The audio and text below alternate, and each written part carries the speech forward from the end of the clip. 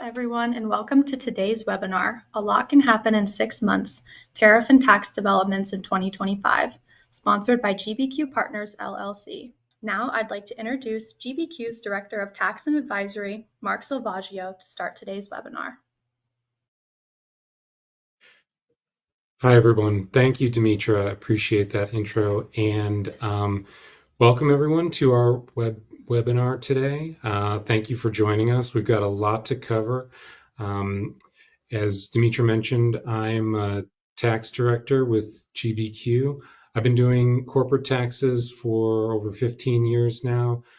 First, I was at PricewaterhouseCoopers working with all kinds of different clients, including international clients, and doing the same thing now at GBQ.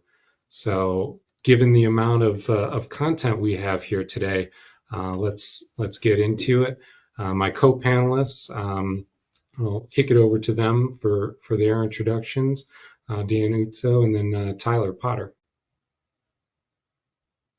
Well, good afternoon, and thanks, Mark, and thanks to the entire team, to Dimitra and the entire team at GBQ for the opportunity to be here. Thanks for everybody for your most precious resource, your time. I'm Dan Uzzo. I'm an international trade and transportation and logistics attorney at Thompson Hine, based in Columbus, Ohio, and our firm, like many, have offices not only located here in the heart of the manufacturing center in the Great Lakes region, but in Washington and LA and New York and Chicago, Atlanta, et cetera, et cetera. And so we bring that whole of country, whole of continent perspective to these issues. And then, of course, whole of the world as our companies and clients are doing business all over the globe. So look forward to offering some of our perspectives, both from the practical international trade side, but also from the political side. As I've said many times before, I'm the guy everybody loves to hate because I work with Republicans and Democrats, which is a little bit tricky to do these days, but we'll offer some of that policy and political perspective as well. So over to you, Tyler. Awesome. Yeah. Echoing what Dan said, it's really great to be here. My name is Tyler Potter. I'm a senior manager at BDO in the Customs and International Trade practice. BDO, huge firm, offices all over. We do everything from advisory, tax, assurance, but me and our group specifically, we handle all customs and trade matters, from compliance to cost savings to refunds. And so today we've got a lot of great content to talk about, and I'm excited to be with Mark and Dan. Perfect. Thanks, Tyler. So wanted to share with everyone our agenda for today. Tyler, is it still showing on your side of the title slide, A Lot Can Happen in 6 months? That's what it looks like on my side. So let me unshare for a second and then reshare, because I'm advancing on my side, but slides aren't going anywhere. So thanks everyone for your patience. But I'll describe it as I'm trying to get the slides back up. We're gonna start out with sort of an evolution. How do we get here today? Go through the different authorities under which these tariffs have been issued, and then move into what's the tariff outlook from today, and what can companies do as part of their strategy to deal with the tariffs and to mitigate any impact on their businesses. And finally, we're going to have some time to discuss the recent tax bill that passed Congress and was signed by the president on July 4th. So with that, apologies, my machine is thinking about this.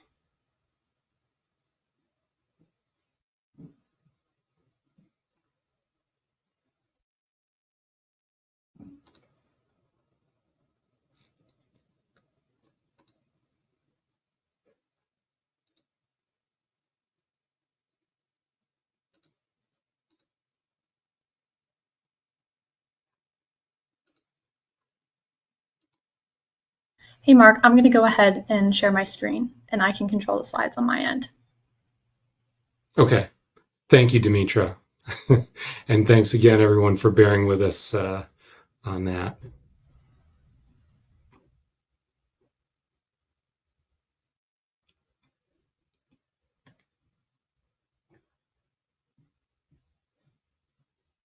All right, awesome. So we're going to start this off by covering three topics. What is a tariff? When and how are tariffs collected? And how is the amount of the tariff determined? Three seemingly simple questions that are getting increasingly complex with each new tariff being announced. We can go ahead and move to the next slide.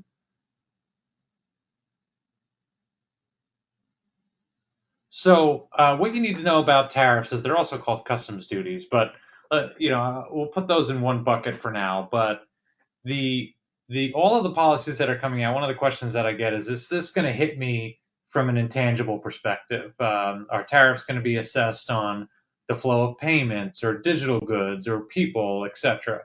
The answer is no for now. So the focus is when something, a tangible good, physically comes into the United States, that's when the liability for customs duties, taxes, and fees are incurred. So customs is going to be the primary enforcement agency as well as the agency collecting the tariffs and duties on behalf of the government. We have a very important concept in the customs world called the importer of record. Now, for those of you out there who are acting as the importer of record, you know how this process goes. For those of you who don't, you're seeing the inflationary impact. So when those goods cross the border and you have that liability, eventually, depending on how the payments are set up with customs, an invoice is issued and needs to be paid. So the importer of record not only carries that financial liability, but anything that is declared by the importer of record, they will be held legally liable for. And this is something interesting to keep in mind because most companies outsource at least the declaration to a customs broker. And so whatever that customs broker prepares, whether it's correct or incorrect, is ultimately going to be your liability, whether it's from a compliance perspective or a financial perspective. So think about it as goods crossing the border. Now, traditionally, domestic activity is not talked about in the context of global trade a whole lot. But domestic activity related to imported goods or even domestically produced goods is becoming ever important. So when we think about domestic activity that impacts trade, we're thinking, made in the United States, either for government procurement purposes, for free trade agreement purposes, or for labeling, general product labeling purposes. That's really important, but also for logistics cost optimization. So what we'll go into a little bit later when we discuss strategies, there's certain facilities that you can set up in the United States to confer some kind of duty benefit, whether it's a deferral, avoidance, or an administrative burden reduction. On the export side, to the right of my screen here, there's not necessarily any duties, taxes, and fees that are levied on exports, but there are compliance liabilities as well as potential refund opportunities for export activity, which I'll get into a little bit later. But the focus on what we're going to be discussing today lies on the import side. Dimitra, we can go into the next slide.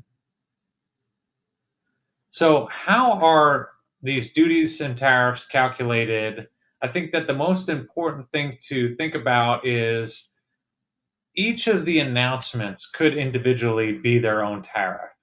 So a lot of the news outlets are reporting on a total tariff rate that might apply to a country or countries. But what's really important is that these tariffs are specific.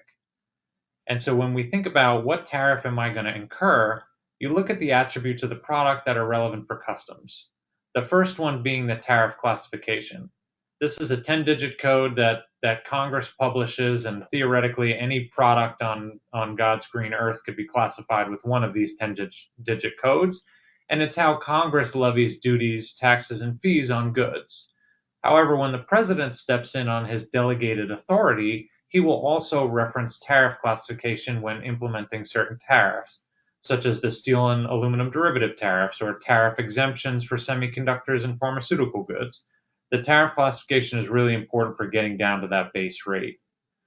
The next one is country of origin. So a fun example I typically use is if something was manufactured wholly in China, it doesn't matter how many other countries you move it to before the United States, it remains a Chinese product. Where it gets complex is if products are being manufactured in one or more places, and it could be questionable what the country of origin is. But as we know, for the China tariffs that have been in place since 2018, there are country-specific levies. And that becomes increasingly complex, as Dan will go into, where there's a reciprocal tariff or a customized tariff for all these different jurisdictions. Country of origin becomes even more important. The last but not least is how the goods are appraised, because most duty rates are going to be a percentage of the value of the goods. And most often it's just going to be what the goods are purchased for. But as we'll discuss a little bit later, there are opportunities to plan for customs valuation that may reduce your liability. On the box here, now that we've established the 3 prongs, which is the tariff classification, country of origin, and customs value, you can see that for this particular example product, there are several tariffs that apply. So this is a good valued at 100K from China. It has the tariff classification code of machine tools that are numerically controlled. So we're going to be dealing with a general rate of duty, which applies to everybody in the normal circumstances, plus the China Section 301 tariff that's been in place since 2018, the 20% tariff related to fentanyl tariffs, and the reciprocal tariffs, which are being implemented today against various countries, different rates, but today it's still a baseline of 10%. So adding all that up gets to a scary 60% of the total value. So obviously everybody's feeling the pain from this, which is either directly or indirectly of the tariffs that have to be paid out of pocket at the border. So with that being said and setting the stage, I'm going to pass it on to Dan to go a little bit more deep into the policies and tariffs that have been enacted.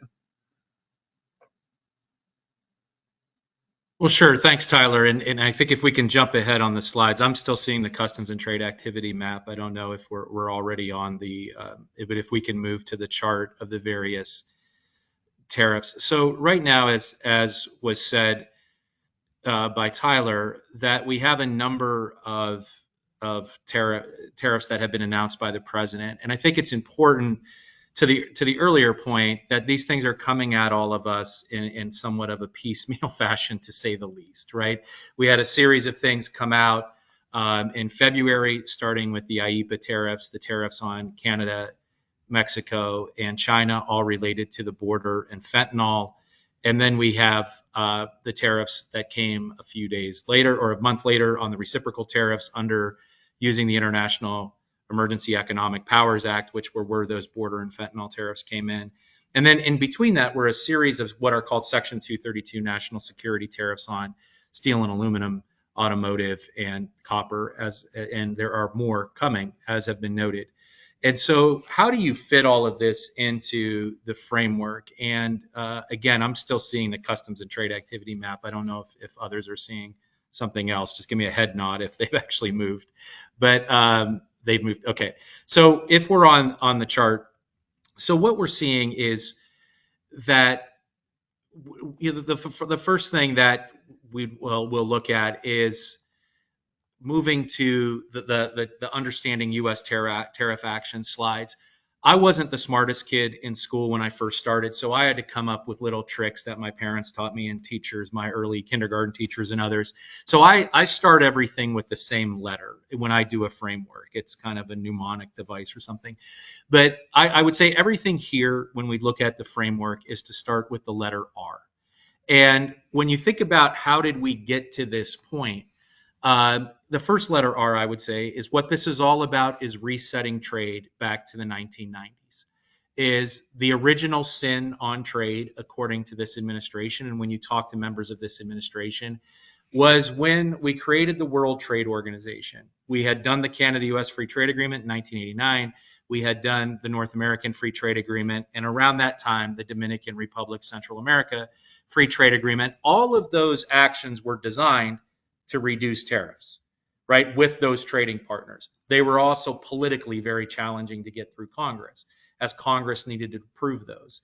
Meanwhile, the European Union was continuing on its trajectory. I lived in Luxembourg in the middle of the 1990s, on its trajectory to create the European Union, what is now known as the European Union, emerging from the European Coal and Steel Community, the European Community, and then the EU as we know it today. And then we had the rise of the tigers in Asia at that point throughout the 90s. And the whole idea was reducing tariffs. But one of the things that was allowed when we created the WTO was allowing countries to self-designate themselves as developing countries, countries like India and countries around the world, which meant that they didn't have to play by the same rules. And so what's happened over time is that this idea that everybody would be reducing tariffs and engaging in free trade agreements and doing this in one big fashion was that different countries have different tariff rates. And we in the United States also protect a number of areas like sugar, for example. But you have these rules, but not everybody has to play by the same rules. And when China was admitted to the WTO in 2001, they simply don't play by the same rules in the same way. And there's a dispute resolution in the WTO that's meant to design to address when people don't play by the rules. Unfortunately, as designed, those cases were supposed to take a year. Well, in many cases, they can take 5, 6, 7, 10 years. So when somebody commits a violation, by the time it's often corrected, the harm has already been done. And the U.S. position is that's usually done to the U.S. company. So when President Trump came in 2017, this momentum had been building by both traditional Democrats, but also more in the Republican Party via the Tea Party and elsewhere. And the president put on those tariffs on Section 232 on steel and aluminum. And then we're talking about doing it on automotive, but never really got there. And then we had the China tariffs. The Biden administration largely continued that. And in fact, in many cases, enforced those tariffs, but then added the industrial policy through things like the Infrastructure and Jobs Act, the CHIP Acts, et cetera. What very similar to what you'll hear about from Mark in a minute, this administration is continuing the tariff wall around the United States, but then instead of industrial policy is using the one big beautiful bill and other initiatives on energy and permitting reform, et cetera, to be that action as opposed to spending under CHIPS Act for semiconductors, the Inflation Reduction Act, et cetera. And Mark will touch on that piece. Now but the reset action is to say we're going back to the way that the world was, where we all should be reducing tariffs. And the first R under that reset is the reciprocal trade agenda. That's what we're talking about over between now and originally up until last week. July 9th, that started on Liberation Day, quote unquote, on April 2nd, and is now extended until August 1st. Now, the IEEPA tariffs, the International Emergency Economic Powers Act, include those reciprocal tariffs. Now, when we say reciprocity, we're really not talking about reciprocity. The U.S. position is we've already gone low enough. And we're keeping protected what we have protected. And the reason we know that is the European Union, Indonesia, and elsewhere pitched the U.S. on an idea of why don't we all lower all of our tariffs to zero for manufacturing products? And the United States said, no, we're not doing that. We're keeping what we have. If you're higher, we're going to either come up to your level, or if you're lower, we could potentially go down. But the U.S. isn't moving off of its current tariff rates. What the U.S. is saying is we are going to establish a universal baseline tariff of 10% under IEEPA. That has been in effect for all countries except Canada and Mexico since April. And then the country-specific rates, as you can see in this chart, and credit to BDO and Tyler and his team, they've created these charts for you. But just keep in mind, everything on this list is really under the banner of reciprocal, under that R word of resetting. So now the issue is right now, will those increased tariff rates for the specific countries, 37 and change, kick in on August 1st? And there is a discussion. We're going to talk more about what that looks like in just a second. And there are some exceptions. First of all, if they're subject to Section 232 tariffs, which we'll talk about in a moment, you're not doubling up usually. Now, we were actively involved in what are called energy products, the 10% tariffs on energy products, which came in for Canada and Mexico. So there's a separate list for energy products, which includes crude, nat gas, et cetera. But there's also a heck of a lot of steel products used in pipelines and critical minerals and electronics. And what that exemption list from those reciprocal tariffs is usually called Annex 2. So there was a list on the Annex. Annex 1 is all the country specifics. That's being changed a little bit. Annex 2, but everybody got excited and said, how can we get things exempted or on that list? Because we saw very quickly out of the gate, electronics were on that list, and that list of electronics was expanded. Well, one thing to keep in mind is everything that's on that exemption list are the things being reviewed in Section 232. What the administration did on that exemption list was basically told us what they were going to put higher tariffs on later. So the only things that are truly exempted from the universal and reciprocal tariffs and possibly the country-specific tariffs are what was subject to that energy exception. So what you have to do is kind of combine the Canada energy list that's out there, that's an Excel spreadsheet, that's CBP, overlay it with what's on Annex 2. Those are likely going to be exempted on an ongoing basis. Everything else is going to get hit with tariffs, just a different type of tariffs. So one of the questions we get is, why don't we reclassify this product as something under Annex 2? Well, anytime you're reclassifying, that raises some red flags. Trust me, I'm former Homeland Security and then on the Canada-US border security side. And I could tell you, anytime you start changing HS codes, unless you have a really good reason, the algorithms in the sky, the computers in the sky are going to ping that. But so keep an eye out. But one exemption that does apply on the reciprocal tariffs is the 20% rule. That if you have a product that's 20% made with US content, that then only then the non-US content, so if it's the bare minimum, the 80% would apply. But what that's designed to do is encourage people to do more and more of the production. So 30%, 40%, et cetera, to lower that period. So those are things to think about if in fact we see these increases.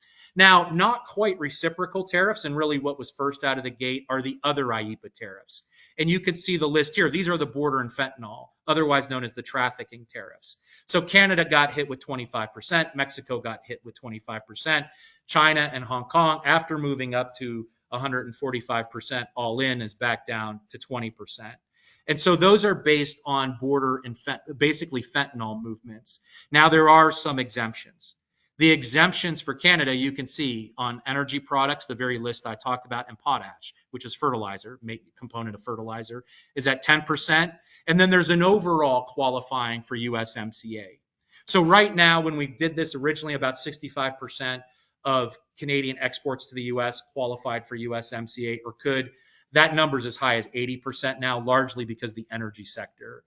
So a lot of things that were USMCA eligible didn't qualify or didn't actually go through the process because the tariffs were already so low, the cost benefit wasn't there. Potash being one of them, energy being another one. So a lot of that homework has been done over the last few months. So I would say probably the number right now of Canadian exports to the US is probably about 85%. Mexico's straddling right around 50%. So there is a USMCA exemption for now on those 25% tariffs. So Canada and Mexico don't get the 10% baseline. They just get an across the board 25%.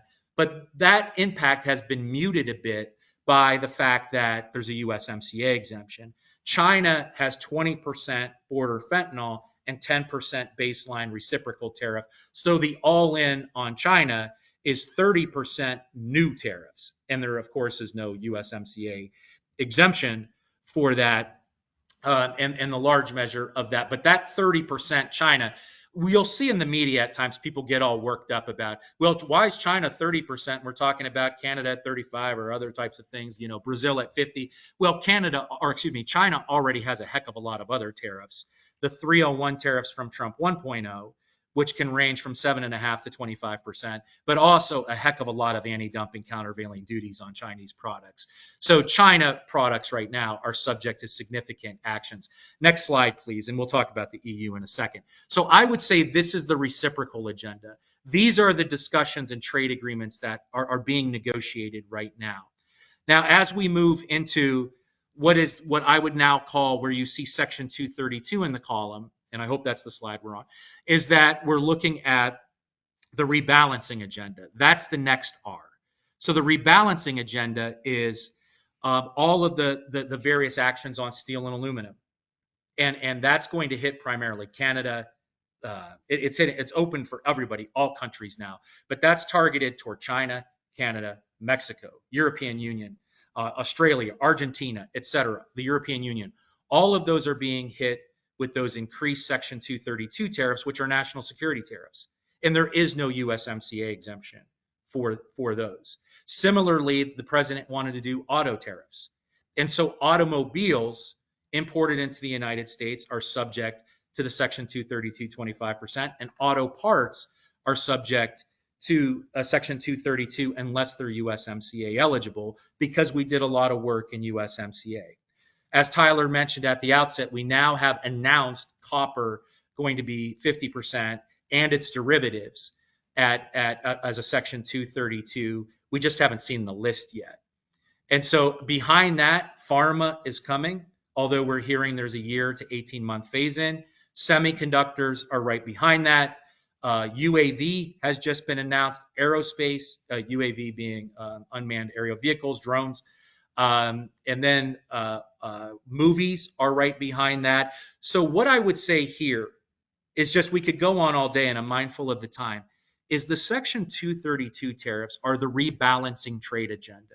These are sector specific, good specific. These are targeting ways to move away from China. These are strategic products. And let me be clear, these tariffs are not going away. The Section 232 tariffs, once announced, they've been upheld by the courts largely. There may be some, when they're using old homework, that'll be challenged. But this is what I would call the real trade agenda, the rebalancing trade agenda. And so when you look at this chart here, what you have to be mindful of is, are we on a 232 list? So copper, semiconductors, critical minerals, et cetera. And if you want to know what's coming, it's the Annex 2 list.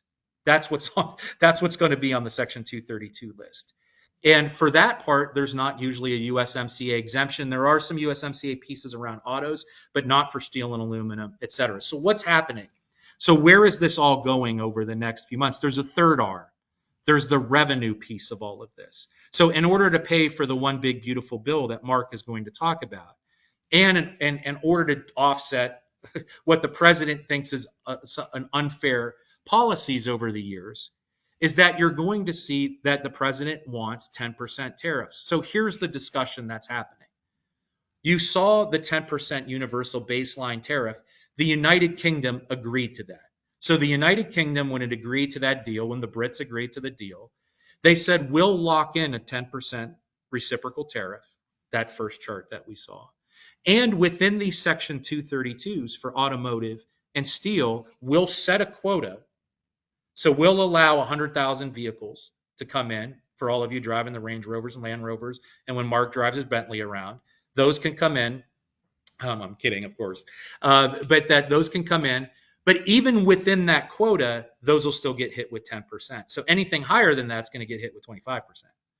So on steel and aluminum, that same thing applies as well. And the reason why we're setting quotas is because what the United States, for example, on steel and aluminum is saying is there's too much, everybody in the world agrees there's too much Chinese steel. There's been an overproduction of Chinese steel. So what's happening is what countries are doing, two things. Either one, that Chinese steel is going to a third country, Mexico, the United Kingdom, other parts of the world, and then just being directly shipped to the United States and called Mexican steel or EU. That's true transshipment. We want to stop that. That's why there's melted and poured requirements. Or countries are using the cheap Chinese steel for their own production and shipping the more expensive steel in the US. And so that gives those third country manufacturers an advantage. So what the quota does is it looks and says, here's how much steel should be coming out of that country. And we're likely going to set those quotas at 2024 levels. And then anything on top of that would get hit with 50% now and have a melted and poured requirement. And the UK agreed to look at how do you stop transshipment.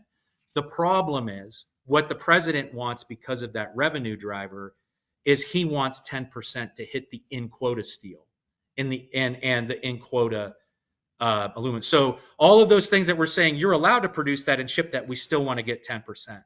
And the rest of the world, Canada, Mexico, Japan, Korea, and others are saying, no way we're doing that. We are not agreeing to that at all. You get a quota, and then if it's above the quota, we'll pay tariffs. But in quota, we're not locking in a 10%. That's what this fight is all about right now, leading into August 1st.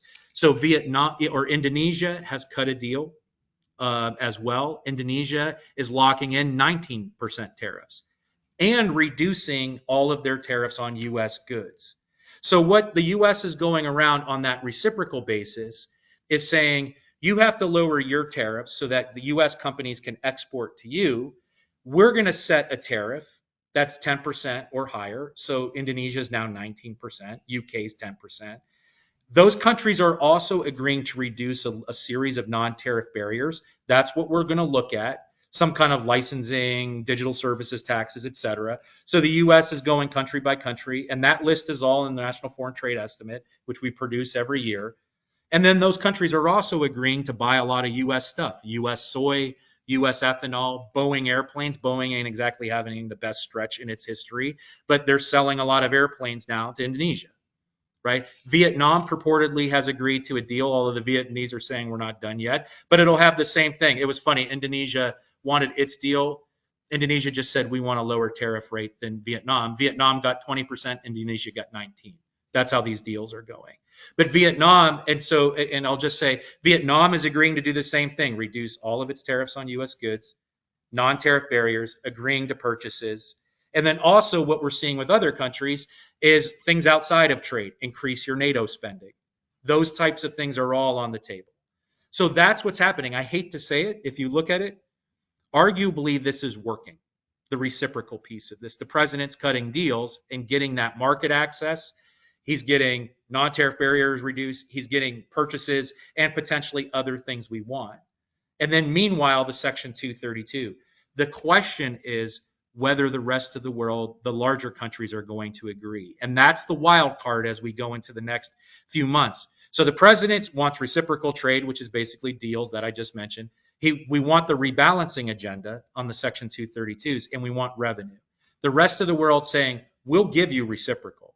We may even give you rebalancing, but we're not going to give you revenue. And so the question is, how long can Canada, Mexico, the European Union, Japan, and Korea hold out? And all of those countries, and we work regularly with these countries and companies in these countries, are waiting to see if we come up. And if there's not somebody that breaks ranks, we're going to get to the fourth R, which is retaliation. At some point, the rest of the world, if we get past August 1st, Canada may retaliate. The European may retaliate against U.S. exports, right? And the lists are all drawn up. Mexico may retaliate. So your exports may be subject to this retaliation. So then the question is going to be, then what's the last R, the response in the market? So next slide, please. So when you ask me where we're going, the response in the market is the U.S. consumer, like two things are going to happen in the next month. We're either going to see a bunch of deals made on reciprocal rebalancing. Maybe the president acquiesces on not having that revenue piece within quota. And we have some deals, but the reality is for most of us, the base case is going to be at least 10% tariffs and likely higher for other goods. And when on the 232 goods, probably whatever the tariffs are published on those. The extreme case is the whole thing blows up. The president puts those extreme country specific numbers, 30% on Canada, 35%, 30% on Mexico, the European Union numbers that we've seen, all of these numbers, 10% to 15% on the rest of the world, and the rest of the world retaliates. So the next month is very important, to say the least, and it's really going to come down to whether we can cut a deal or not. I was just told right before this session started that the U.S. has just notified Canada in various roundtables, AmCham Canada, et cetera, that if the country-specific tariffs go on and there's no deal from August 1st, there will not be a USMCA exemption on those goods. So those tariffs will kick in as well. So this could be a very interesting time over the next month. So that's where we're headed. And I think so that really places a primacy as to what are the strategies that Tyler will now move into, because that's the direction that I think that we're going, and I'll stop there. So over to you, Tyler. Yeah, before we get into Tyler's portion of strategies, we got to do some box checking on the CPE. So polling question number 1: how closely do you follow tariff-related news? Very closely. I monitor social media. Somewhat closely. If it pops up for me, I will read it, or not at all closely. This webinar is my first introduction to tariffs. So go ahead, get your responses in, please, and we will close it in a few seconds.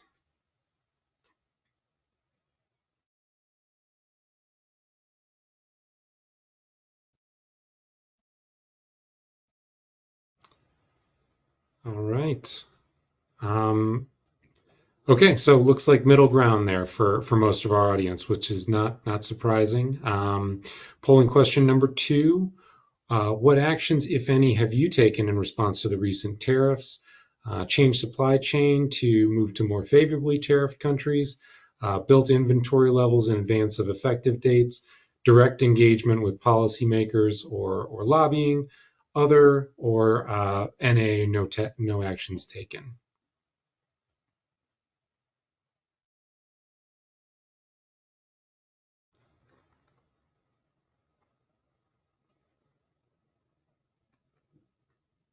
Yeah, so far looks like most have taken no actions, um, followed by other, and then building inventory levels. So, Tyler, maybe you can walk us through some of the strategies you're seeing in the market and that you're talking about with your clients.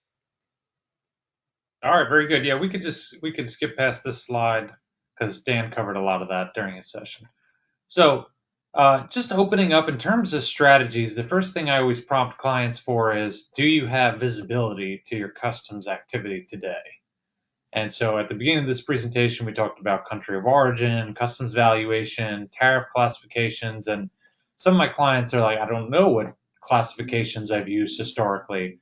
I don't have a good sense of what I've paid historically. Well, the government offers, US Customs offers free of charge access to all of your historic activity from an import perspective. So if you're an importer record, Customs has a lot of data on you that they will offer to you for free. This is not public information. You have to apply for it.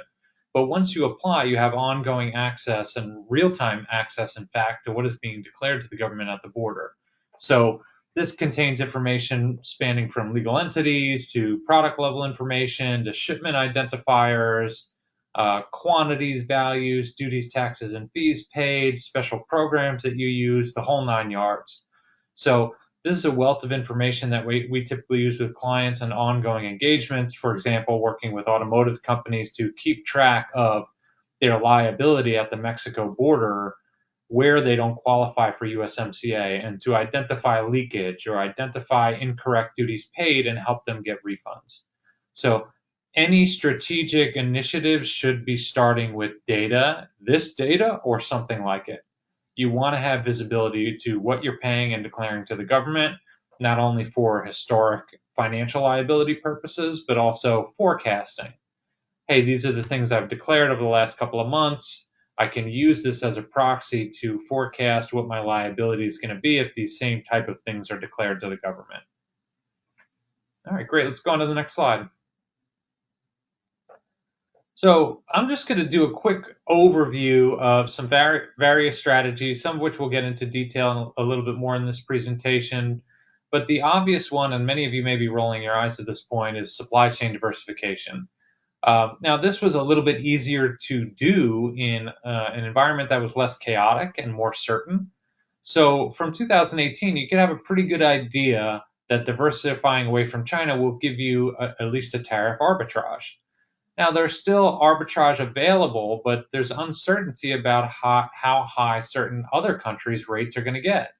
So maybe you had a plan to move to Vietnam, which many of my clients did over the last couple of years, but they did not factor in the 20% tariff that's coming into play.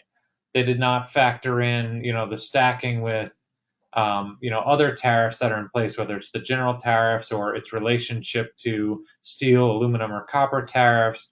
There's just a lot to factor in there, and it's hard to plan when things aren't final. The financial markets have been reacting to this uncertainty with a bit of doubt. I doubt all of these are going to be implemented, right? And then when the China tariffs hit 125%, a lot of companies doubted it was going to stay that high, right? There's some winners and losers in these decisions, but I would say at a minimum, companies should be thinking about diversifying where it aligns with other business objectives. For example, if Europe is a large market, many companies are thinking about manufacturing and selling in country as opposed to manufacturing and procuring from other countries, which helps alleviate some of the production that's in China and it could be shifted elsewhere. The next one is a bit of an advanced customs topic. When we talk about re-engineering, I'm thinking about both tariff classification. Can you find another way to reclassify that good or ship it or manufacture it partially in a different way so it falls under a different tariff code? This is less applicable these days where tariffs are applying to all goods for a particular country, but I will give you an example of a subassembly that is classified under, a partially finished electronic good that is not exempt. You may consider shipping the semiconductor separate because the semiconductor will have a zero rated, at least reciprocal tariff, and finishing assembling in the United States. In terms of origin engineering, you could consider partially moving some of your production. Let's say finished today, it's wholly done in China. You can move it partially to Vietnam or Europe or some other third country, enough so that it substantially transforms it and gives it that third country's origin as opposed to remaining a Chinese good. In terms of specially designated facilities, I'll get into that in a little bit more detail. Sorry, I should have muted my phone. Specially designated facilities, we'll get into that in a little bit more depth, as well as transfer pricing as we go through the strategies in detail. Okay, we can go to the next slide. All right, so this is this particular strategy allows you to take advantage of a reduction in customs value without necessarily changing anything about your existing sourcing or transaction structure. So the first sale principle effectively is using the earliest allowable transaction in an import supply chain for customs purposes. So I'll give you a pretty common example. You have a manufacturer in China that sells to a middle entity. Let's say it's in Hong Kong or Singapore, or even sometimes there's principal entities for tax purposes in Europe. That middle entity does not take physical possession of the goods, it just acts as a party to the transaction. So it buys from the manufacturer and resells to the importer with some kind of markup. Many of you may have seen this in place for tax purposes. So some of the profitability now will sit with the middleman for underlying reasons.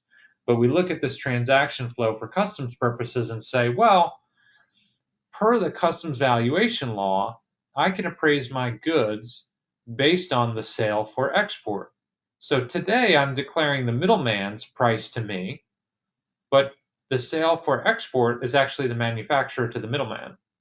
So if I can get supporting documentation and meet the rules for that, instead of declaring $120, I can declare $100 as my customs value. And since most customs duties are applied on a percentage basis, this in effect lowers your liability. So you want to think about this in the context of I have more than one transaction involved in my import supply chain, and I may have this opportunity. Okay, we can go on to the next one.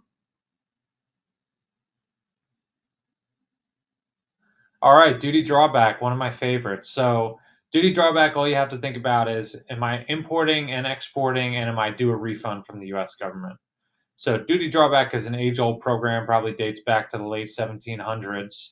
And what happens is let's say I import something, let's call it a widget, I pay duties on it, I store it for distribution in the United States, and maybe I have regional distribution in the US, or I have to rebalance inventory or meet a client need or customer need elsewhere outside the country. When I export that item or something similar to that item, I could potentially claim a refund. So I can get up to 99% back of the $25 paid on that widget. The same applies for manufacturing activity. So if I'm importing this widget, manufacturing it into something else that is exported, then I can similarly claim a refund. The fun part about duty drawback is that you can go back up to 5 years. So even though this program's been around since the late 1700s, a lot of companies are not taking advantage of it. So when I start working with them and I say, wait, you've got this import and export activity going back 5 years, that could be significant dollars on the table. There are certain complexities with duty drawback, but those are worth exploring. We can't get into every detail in this presentation because we've already covered so much. But just think, am I importing? Am I exporting? Am I importing and somebody else is exporting? How can I get cash refunds back in those scenarios? Okay, we can go on to the next one. All right, cool. So as promised, specially designated facilities. Now I've heard from Dan that bonded warehouses are a hot topic, and I'm certainly seeing that out there in the market because the clients that I have advised on using a bonded warehouse have come back to me and said, well, there's not enough capacity, right? Everybody has the great idea of leveraging a bonded warehouse right now, but these two facilities, a foreign trade zone and a bonded warehouse, are physical locations in the United States that are conferred certain customs benefits, including duty deferral. So if I enter goods into a foreign trade zone or a bonded warehouse, the first benefit is that I don't have to pay any duties, taxes, and fees until it leaves that facility. So you have a deferral. For avoidance, I can export directly out of these facilities to another country and completely avoid paying any US tariffs. So where that's beneficial is, let's say that companies are fulfilling orders in Canada, but for logistics reasons, they have to bring it into the United States. Foreign trade zones and bonded warehouses are helpful with that. These two facilities can either be stood up. You can make your facility a bonded warehouse or foreign trade zone, or you can use a third-party logistics service provider's facility for the same strategy. When thinking about the differences of these two, it's one very important point when it comes to tariffs is that foreign trade zones, the rate that applies is when you withdraw is the rate when it enters the foreign trade zone. So you have a disadvantage because the rate is locked in to the applicable rate that you entered the goods in the zone. Bonded warehouses, this does not apply, and this is why they have been so popular. When I enter goods into the bonded warehouse, I don't pay anything, and the duty rate or tariff rate that applies is when I withdraw it from bonded warehouse, the one that is effective at that time. So this was very helpful for companies that are like, I can't afford 125%, but I think that rate is going to go down, so I'm going to bring goods into the country so I have them available. And when the tariff goes down, I'm going to withdraw them and take advantage. So this created a competitive advantage for some companies and kept their supply chain going. One last characteristic about foreign trade zones is think about them when you have more complex manufacturing operations, and they also may offer certain property tax benefits that a bonded warehouse does not. You're all pretty much experts on specially designated facilities at this point, but worth further exploring if any of these benefits are appealing to you. Tyler, we did get a question on duty drawback. So the question is the questioner's company's been working on this, but the broker no longer wishes to do this service due to the administrative burden of filing the claims. And private companies often can't do this themselves because of the specific transmission requirements of CBP. So just generally, any recommendations for small companies that are looking to do this drawback claims themselves? Yeah, this is not an uncommon situation. I mean, any customs and trade professional is extremely busy right now. So it really depends on the dollar value. Is it worth going after? And so service provider might say, especially where there's a contingent fee arrangement, well, hey, I'll get 10% of what you get back. If they look at the data and the records and they say, well, you really can't support this, so I'm not going to get paid, and you're not going to get paid without X amount of effort, and that's not going to pay off for me. So it's a very common challenge. I would say that any good service provider will work with you to say, how can you get there? But there are some companies that just can't get there. They can't support their claims because they're record requirements. Now that should be treated as a learning lesson, a learning experience, and like, hey, going forward, we need to keep this data and records if we want a refund. But it's not uncommon. I would say at a minimum, go check with another service provider and see what they think.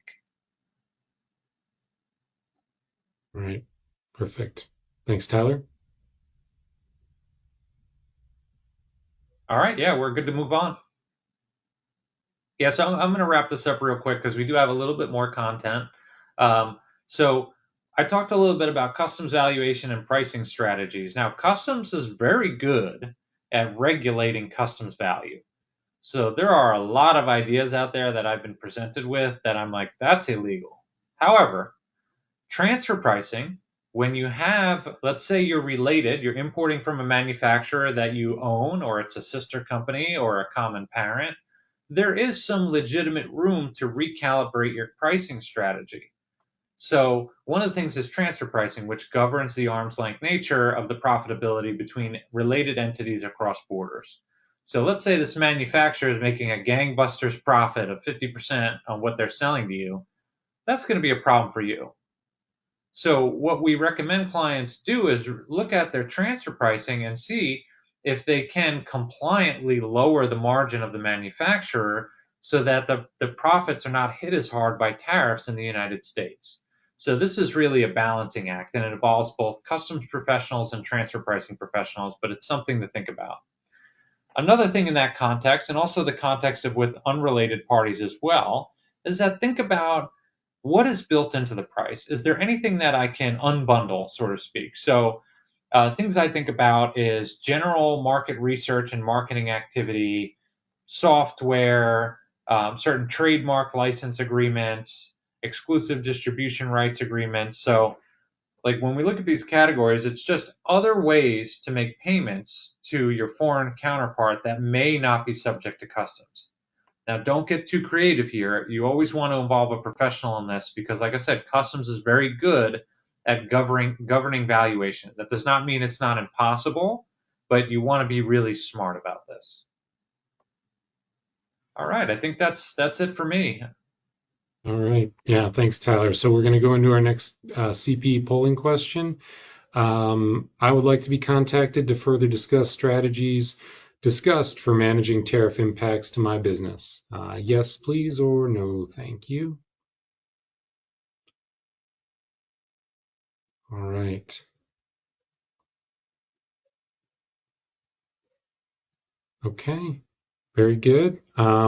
So we're going to go into tax updates in just a second, but real quick, I'd like to go to our last polling question, which kind of puts the cart before the horse a little bit, but we're getting a little tight on time. We want to make sure that everybody gets their CPE and certainly want to be respectful of folks' time, but if we do go over a minute or two, we do want to make sure we get these questions in. So number 4, which aspect of the OBBBA do you believe will be most impactful for your business?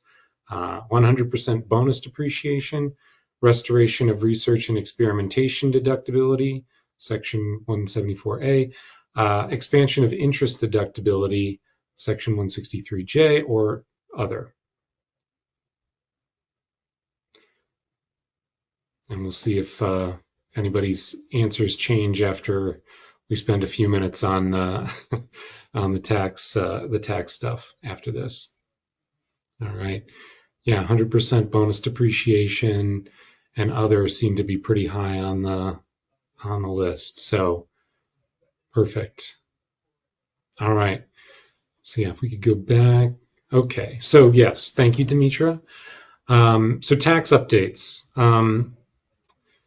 I'm going to preface this by saying, we've obviously got about 5 minutes left in the session, and GBQ is going to be putting together a webcast specifically diving into this topic over the next few weeks. So please watch out for that because almost all of these provisions can take an entire hour in and of themselves, but we're going to try and go through them pretty quick and just kind of tie them into the broader themes that Tyler and Dan have been describing for us over the past hour. So the One Big Beautiful Bill Act was signed into law July 4th, 2025. So it is law. It is no longer being debated. It is enacted tax law. And I should mention there's a lot in it besides taxes, but for these purposes, we're going to stick to the tax aspects. One of the major provisions in this context of international tax and trade that did not make it in that was notable is proposed Section 899. And that was widely seen as likely to make it into the final legislation. So kind of surprising that it was dropped. That would have had significant impacts on U.S. companies that have contacts with or ownership by foreign companies or individuals that made it onto the Treasury Department's sort of quote unquote naughty list, right? So The proposed legislation would have allowed Treasury to put certain countries that levy certain taxes on U.S. companies onto a list, and companies associated with those countries doing business in the U.S. would have been subject to escalating, increasing taxes on outflows of capital from the U.S., withholding taxes, payments made to affiliates, and that was seen as a very significant risk to inbound investment into the U.S. By foreign companies. And so that was stricken with the understanding that negotiations would continue with the OECD over some of these taxes that the U.S. finds objectionable. And those negotiations are going to be ongoing and will likely conclude with some sort of workable framework for the U.S. companies to operate within this system by November. So that was the biggest stick when we think about carrots and sticks in this legislation. When that was stricken, mostly we're left with carrots. Okay, so a lot of domestic manufacturing incentives, the bonus depreciation. So that it refers to property, plant, and equipment that's placed in service after January 19th, 2025. That is in effect indefinitely now. In the past, this provision had been temporary and it was phasing down, as some of you may know. It was phasing down over the past few years. Now it's back up to 100%, and it's going to stay that way, barring further congressional action. So that's a powerful incentive and some certainty around that. Deduction for domestically assembled automobile interests. So when I go to finance my Bentley, the interest that I pay on it, I'm going to be able to deduct that as long as it was assembled in the United States. And that will be, there will be certain rules around specifically how do you determine if it's assembled, right? So that's more to come on that one, but obviously incentivizing additional purchases of new autos that are assembled in the U.S. Research and experimentation costs. So the past few years, there's been some negative tax treatment of those costs, whether or not they were incurred in the U.S. or overseas. They're outside the U.S., they were subject to much less favorable, but within the U.S., still pretty unfavorable. You had to capitalize those. You didn't get a current tax deduction. That has now gone away indefinitely. Again, similar to bonus depreciation, that is going to be in effect, barring further congressional action, that those costs will be deductible. And that's part of the big thing that made this big, beautiful bill so expensive, not necessarily complexity or incentives, but the permanence of these incentives, which from a business standpoint, when you're looking to make investments, that is very valuable, right?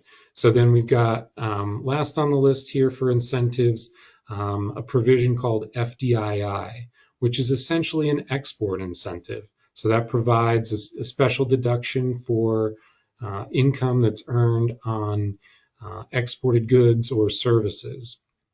And that really kind of ties it in together, that this is an administration and a Congress and government that is focused on incentivizing domestic U.S. manufacturing, U.S. production, U.S. business, even if they are doing business in an export capacity overseas.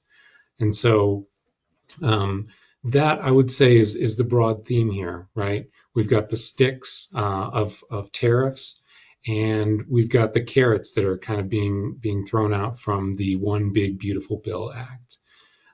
So I know we're a little bit over on time here, and we got a question. Can we please keep doing tariff updates? Been very helpful to get more ears on the ground on the administration's approach to these changing rates. Absolutely, yes. We will continue to schedule these types of webinars, this content. As I mentioned, we're going to do some on the tax bill, and we'll also look to get scheduled on tariffs, and as we continue to see activity in that space. So with that, I'd like to thank my co-panelists, Dan and Tyler. Really appreciate your guys' time today. Their emails, as well as my own, are here on this last slide. I believe these slides are going to be available to everyone for download, so you can peruse at your leisure. Send us an email if you've got any further questions on this discussion or on the slides. And thanks everyone for joining today.